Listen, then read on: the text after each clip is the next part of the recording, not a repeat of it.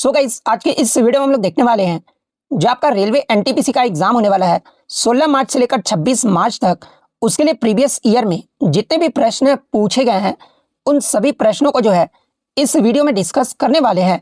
तो जो भी कैंडिडेट्स इस बार रेलवे एनटीपीसी का एग्जाम देने वाले हैं तो मैं आपको 100% ये गारंटी देता हूँ कि आपके रेलवे एनटीपीसी के एग्जाम में जो है यहाँ से प्रश्न जरूर पूछे जाएंगे।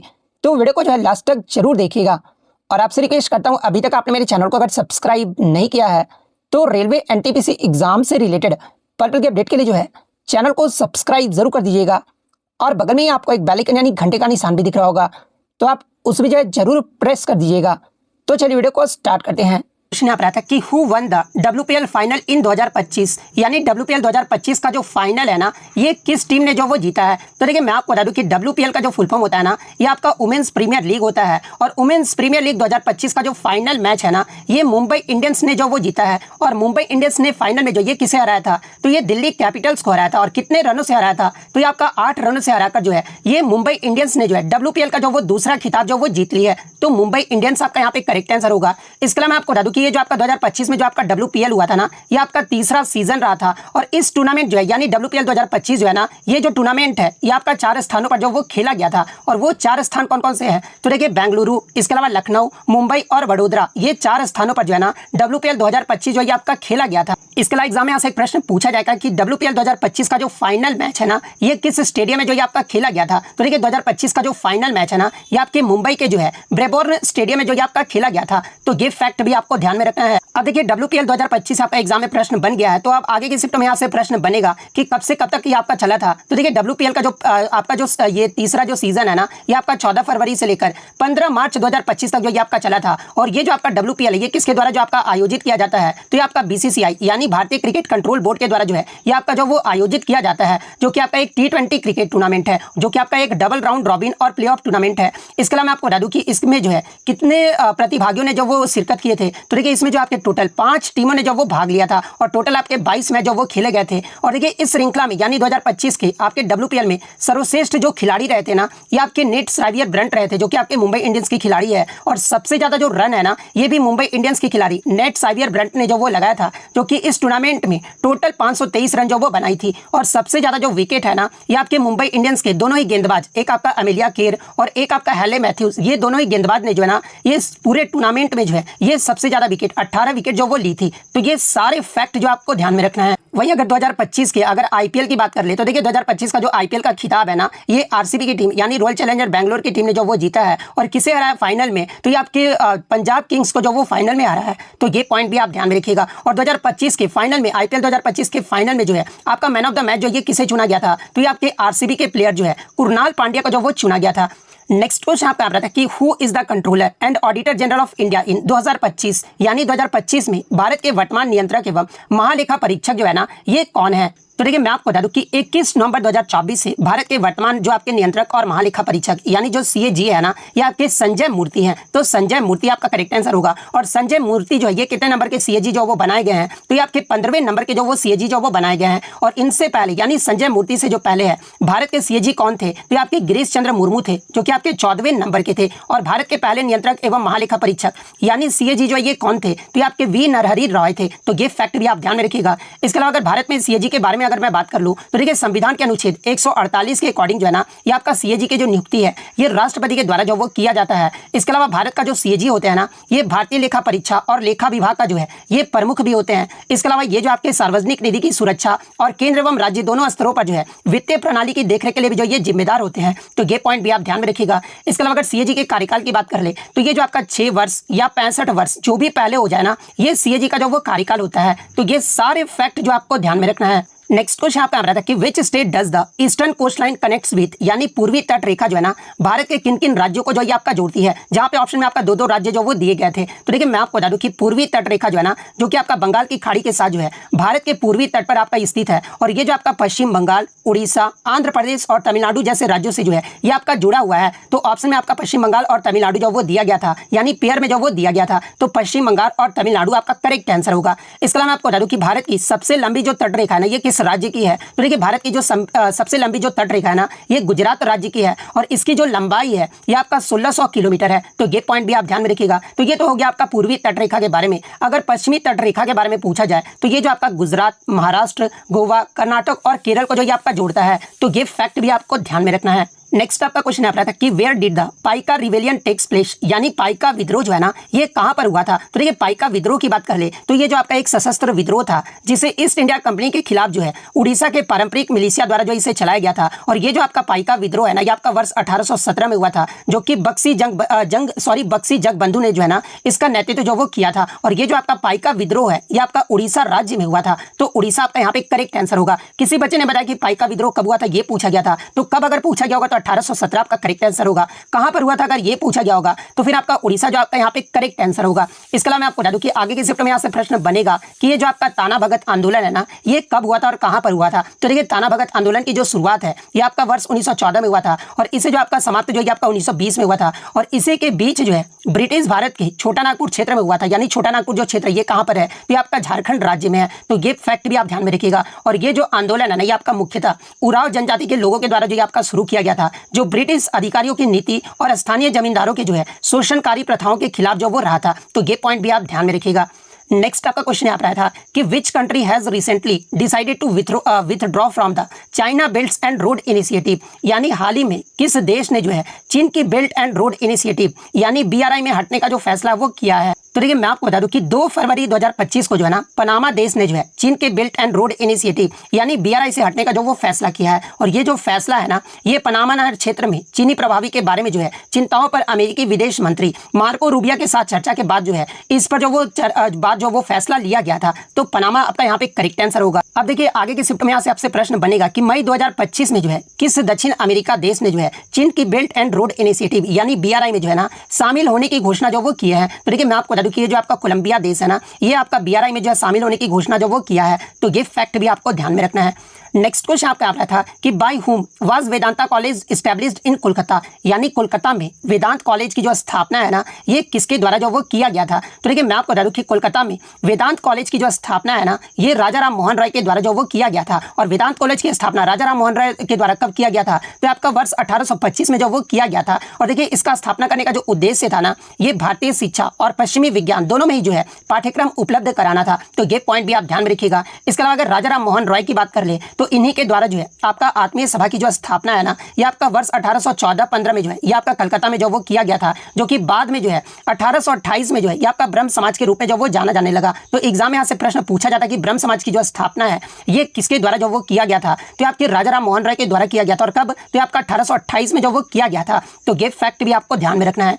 नेक्स्ट क्वेश्चन आपका रहा था कि 97वें संविधान संशोधन के तहत कौन सा अनुच्छेद जो हमारे संविधान में जो आपका जोड़ा गया था? तो देखिए मैं आपको बता दूं कि 57वें संविधान संशोधन के तहत जो है ना संविधान में आपका एक नया भाग जो कि आपका भाग 9B का जो वो जोड़ा गया था, जिसका शीर्षक जो रहा था ये आपका सहकारी समितियां रहा था। यानी भाग 9B में जो है ये आपका किससे संबंधित है? तो ये आपका सहकारी समितियों से संबंधित है। और इसके साथ ही मैं आपको बता दूं कि 97 संविधान संशोधन के तहत जो है अनुच्छेद 43B को भी जो वो जोड़ा गया था, जो कि सहकारी समितियों के गठन, कामकाज और प्रबंध को बढ़ावा देने से जो ये आपका संबंधित है। तो अनुच्छेद 43B ऑप्शन में दिया गया था। तो अनुच्छेद 43B आपका करेक्ट आंसर होगा। इसके अलावा मैं आपको बता दूं कि 97 संविधान संशोधन के तहत ही जो है अनुच्छेद 19 के C यानी ग को जो है ना वो भी आपका जो वो जोड़ा गया था। और इस संशोधन ने जो है सहकारी समितियां बनाने के जो है मौलिक अधिकार जो वो बनाया था। तो ये पॉइंट भी आप ध्यान में रखिएगा। इसके अलावा बात कर ले 97 जो संविधान संशोधन है ये कब लागू हुआ था? तो ये आपका वर्ष 2011 में जो वो किया गया था। और इसका जो उद्देश्य है ना ये सहकारी समितियों को जो है संवैधानिक दर्जा और संरक्षण जो वो प्रदान करना था। तो ये सारे फैक्ट जो आपको ध्यान में रखना है।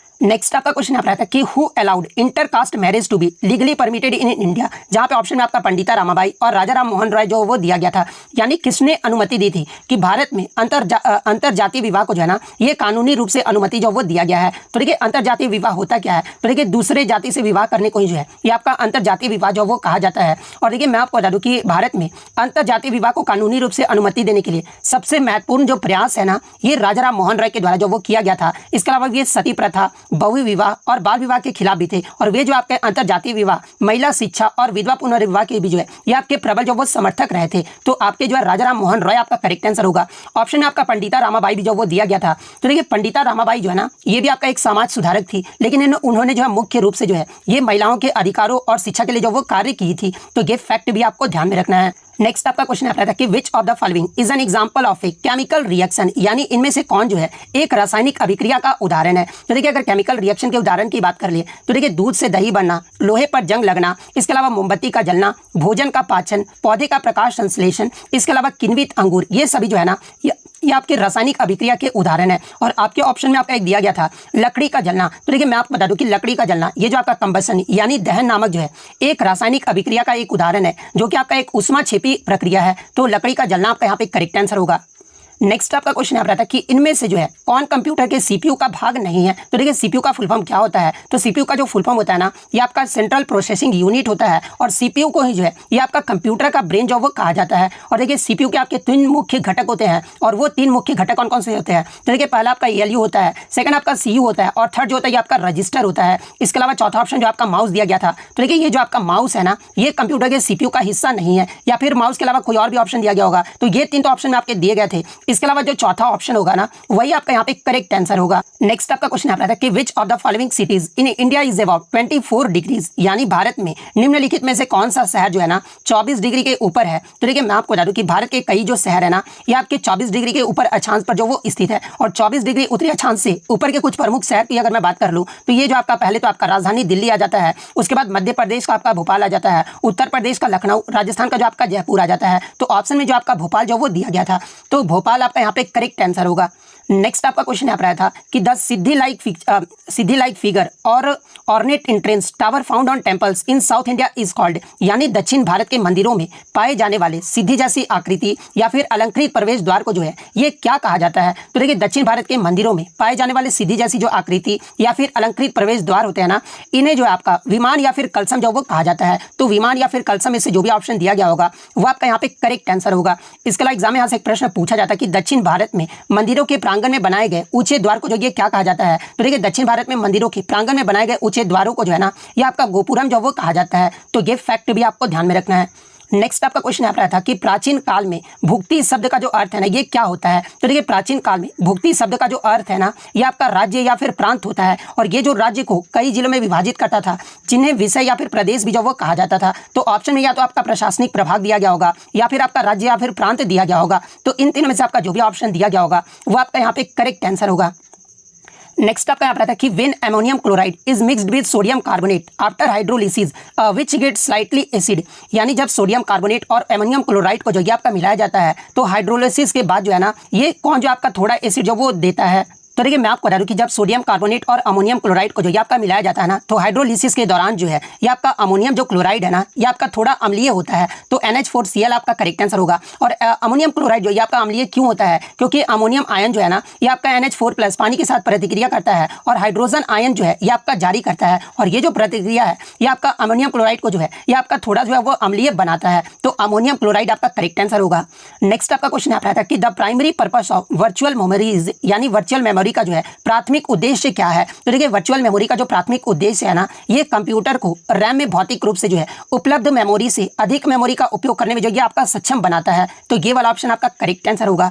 नेक्स्ट आपका क्वेश्चन आ रहा था कि वर्तमान में झारखंड में जो है किस पार्टी की सरकार है। तो देखिए वर्तमान में आपके झारखंड की बात कर ले तो जो आपका 2024 में विधानसभा चुनाव हुआ था उसमें JMM के नेतृत्व वाले गठबंधन ने जो है ना 81 में से जो आपके 56 सीटों पर जीत जो वो हासिल किए थे, जबकि बीजेपी के नेतृत्व वाले NDA जो सरकार है ना ये 24 सीटों पर जो है जीत जो वो हासिल कर पाए थे। तो मैं आपको बता दूं कि इसमें जो आपका हेमंत सोरेन जो वर्तमान में आपके झारखंड के मुख्यमंत्री हैं, और ये जो आपके JMM से जो वो संबंधित है JMM पार्टी से, तो ऑप्शन में आपका JMM जो वो जरूर दिया गया होगा। तो JMM आपका यहाँ पे करेक्ट आंसर होगा। नेक्स्ट आपका क्वेश्चन आ रहा था कि भारत में बेरोजगारी जो दर है ना ये कितनी है। तो देखिए भारत में अनएम्प्लॉयमेंट रेट अगर बात कर ले, यानी मासिक सर्वेक्षण के अकॉर्डिंग बात कर ले, तो अप्रैल महीने 2025 में जो आपका अनएम्प्लॉयमेंट जो रेट रहा था ना ये आपका 5.1% रहा था। तो अगर अप्रैल महीने का पूछा गया होगा तो 5.1% आपका करेक्ट आंसर होगा। वहीं किसी डेटा के अकॉर्डिंग अगर पूछा गया होगा यानी सर्वेक्षण के अकॉर्डिंग, तो देखिए मैं आपको बता दूं कि PLFS यानी पीरियोडिक लेबर फोर्स सर्वे यानी आपका श्रम बल सर्वेक्षण के अकॉर्डिंग जो है ना भारत में बेरोजगारी दर जो है ये आपका कितना रहा है वर्तमान में, तो ये आपका 3.2% 3.2% जो वो रहा है, तो 3.2% आपका यहाँ पे करेक्ट आंसर होगा। नेक्स्ट आपका यहाँ पर आता है कि नवंबर 2024 में डेयरी मिशन के तहत जो है प्रत्येक वर्ष नवंबर महीने में जो है ना ये कौन सा दिवस जो वो मनाया जाता है। तो देखिए मैं आपको बता दूं कि डेयरी मिशन के तहत प्रत्येक वर्ष 26 नवंबर को जो है ना ये आपका नेशनल मिल्क डे यानी राष्ट्रीय दुग्ध दिवस जो है आपका मनाया जाता है। तो राष्ट्रीय दुग्ध दिवस आपका करेक्ट आंसर होगा। नेक्स्ट आपका क्वेश्चन यहाँ पर आता है कि लैंगिक असमानता सूचकांक यानी जेंडर इनइक्वालिटी इंडेक्स 2025 में जो है भारत कौन से स्थान पर जो ये आपका रहा है। तो देखिए मैं आपको बता दूं कि ये जो आपका जेंडर इनइक्वालिटी इंडेक्स है ये आपका यूएनडीपी के द्वारा जो है आपका मानव विकास रिपोर्ट 2025 के अकॉर्डिंग भारत जो है आपका GII में जो है ये आपका 102वें स्थान पे जो वो रहा है। तो 102वें स्थान आपका करेक्ट आंसर होगा। और ये जो आपका जेंडर इनइक्वालिटी इंडेक्स है ना ये आपका यूएनडीपी के द्वारा जो आपका जारी किया जाता है। तो ये पॉइंट भी आप ध्यान में रखिएगा। इसके अलावा मैं आपको बता दूं कि ये कितने देशों में भारत जो आपका 102वें पायदान पे रहा था। तो आपका 193 देशों में जो है भारत 102वें पायदान पे रहा था। वहीं अगर मानव विकास सूचकांक की बात कर ले तो देखिए मानव विकास सूचकांक में भारत का जो आपका रैंक रहा है ना 193 देशों में ये आपका 130वें स्थान पर रहा है। तो ये पॉइंट भी आप ध्यान में रखिएगा। और इसका आपका रेटिंग कितना रहा था। तो ये आपका 0.685 रहा था। तो ये पॉइंट भी आप ध्यान में रखिएगा। नेक्स्ट आपका यहाँ पर कि how many countries were included in the climate change performance index यानी CCPI यानी 2025 के जलवायु परिवर्तन प्रदर्शन सूचकांक में जो है कितने देशों को जो है आपका शामिल किया गया है। तो देखिए 2025 जलवायु परिवर्तन प्रदर्शन सूचकांक यानी CCPI में जो है ना 63 देशों और यूरोपीय संघ के जलवायु संरक्षण प्रदर्शन का आकलन जो वो करता है। और ये जो आपका 64 संस्थाएं सामूहिक रूप से जो है ना ये वैश्विक ग्रीन हाउस गैस उत्सर्जन के लिए जो है 90% से अधिक के लिए ये आपका जिम्मेदार है, जिससे वे सूचकांक का जो केंद्र वो आपका बन गया है। तो 63 देश आपका यहाँ पे करेक्ट आंसर होगा। वहीं मैं आपको बता दूं कि भारत जलवायु परिवर्तन प्रदर्शन सूचकांक 2025 में जो है ना ये आपका 10वां स्थान जो वो प्राप्त किया है। तो ये फैक्ट भी आप ध्यान में रखिएगा। नेक्स्ट आपका क्वेश्चन यहाँ पर आता है कि अनुच्छेद 32 में जो है ये आपका क्या कहा गया है। तो देखिए अनुच्छेद 32 जो है ये आपका प्रत्येक व्यक्ति को जो है ना अपने मौलिक अधिकारों के परिवर्तन के लिए जो है सर्वोच्च न्यायालय में जाने का अधिकार जो वो आपका देता है। कहने का मतलब ये हुआ कि अगर किसी को लगता है कि उसके मौलिक अधिकारों का उल्लंघन हुआ है तो वह राहत के लिए जो है सीधे सर्वोच्च न्यायालय का दरवाजा जो वो खटखटा सकता है। तो ये वाला ऑप्शन आपका करेक्ट आंसर होगा। इसके अलावा मैं आपको बता दूं कि भीमराव अंबेडकर के द्वारा ही जो है आर्टिकल 32 को जो है ना ये संविधान की आत्मा भी जो वो कहा गया है। और देखिए वर्तमान में जो है आपके 6 फंडामेंटल राइट्स यानी मौलिक अधिकार हैं। और देखिए मूल संविधान में अगर पूछा जाए कि मूल संविधान में मौलिक अधिकारों की संख्या कितनी थी तो ये आपका 7 था। और वर्तमान में आपके 6 है। यानी संपत्ति का जो अधिकार है ना मूल संविधान में ये भी आपका एक मौलिक अधिकार था। लेकिन जो आपका 44वां जो संविधान संशोधन हुआ था ना जो कि आपका वर्ष आपका जो 1978 में हुआ था। और इसी संविधान संशोधन के तहत जो है संपत्ति के अधिकार को जो है ना ये आपका मौलिक अधिकारों की सूची से हटाकर जो है इसे आपका अनुच्छेद 301 के तहत जो है इसे कानूनी अधिकार जो वो बना दिया गया है। तो ये पॉइंट भी आप ध्यान में रखिएगा। और मौलिक अधिकार का जो प्रावधान है ये किस देश के संविधान से लिया गया है। तो इसे आपका USA यानी संयुक्त राज्य अमेरिका के संविधान से जो है ये आपका लिया गया है। नेक्स्ट क्वेश्चन आपका आ रहा था कि साबरमती नदी का जो उद्गम है ना ये कहां से होता है। तो देखिए साबरमती नदी का जो उद्गम है ना ये आपका अरावली पर्वतमाला में जो है राजस्थान के उदयपुर जिले में जो है ये आपका तेपुर गांव से के पास से जो ये आपका होता है। तो अगर पर्वतमाला पूछा गया होगा तो अरावली आपका करेक्ट आंसर होगा। अगर राज्य पूछा गया होगा तो राजस्थान आपका करेक्ट